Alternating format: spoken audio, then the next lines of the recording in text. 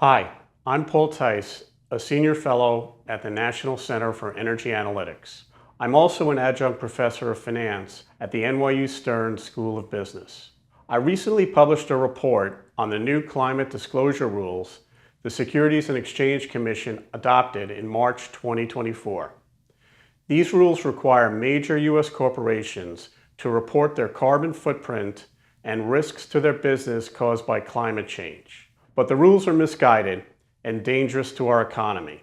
Over the past several years, sustainability advocacy groups have pushed major American companies to focus on more than just profits. The environmental, social, and governance movement, or ESG for short, is based on the idea that businesses should be run for the good of society and the planet, in addition to making money.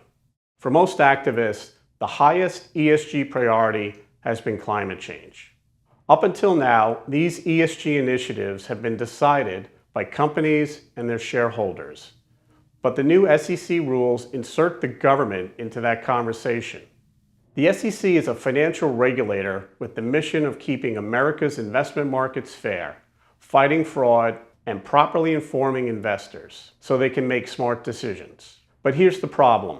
The SEC's new regulations draw a connection between a company's environmental impact and its financial condition, even though there's no evidence this is true. These rules are meant to better inform investors. But rather than simply informing, they also push companies to adopt clean energy practices, with the expectation fewer people will invest in high-emitting sectors like oil, gas, and coal, and less investment will lead to less production over time. Additionally, the SEC requires these companies to disclose all climate-related risks, including risks from extreme weather and those related to a company's shift from fossil fuels to low-emission energy. But let's be honest, these rules are about putting pressure on companies that rely on oil, gas, and coal. The thing is, despite all the talk about clean energy, our economy still runs on fossil fuels. In 2022, the energy sector was the top performing industry in the US financial markets. Even with all the focus on ESG, the market hasn't made a major shift toward clean energy. That's because, like it or not, we still need oil, gas, and coal to keep things running. The SEC's new rules are their tool to accelerate the change.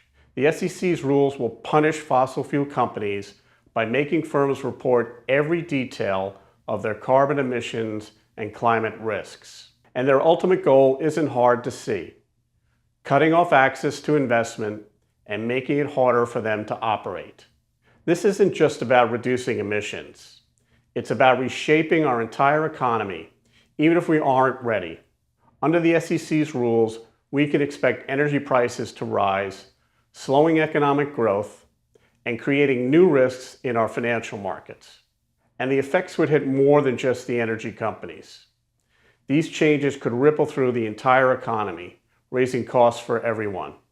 Higher costs make it harder for all businesses to accomplish their main goal: growing by creating economic value. The SEC is overstepping its role here. Its mission is to oversee financial markets, not to dictate energy policy. But these new rules are trying to do just that. They aim to force an energy transition that the market isn't demanding and that the economy isn't ready for. The SEC's climate disclosure rules were set to go into effect in May 2024. But energy companies and conservative policy groups are challenging them in court. So in April, the SEC voluntarily suspended these rules until the courts decide. As we think about the future, we have to ask, do we want an economy driven by unproven theories and heavy regulations, or one driven by sound economics and market realities? The SEC's new climate rules are dangerous. They may sacrifice growth, energy security, and market stability for a false vision. The real risk isn't climate change, but misguided policies pushed in its name. Restricting capital to fossil fuel companies in the hopes of reducing carbon emissions is bad economic policy. It's a recipe for trouble, regardless of how well-intentioned the SEC's rules may be. To learn more, visit us online at energyanalytics.org.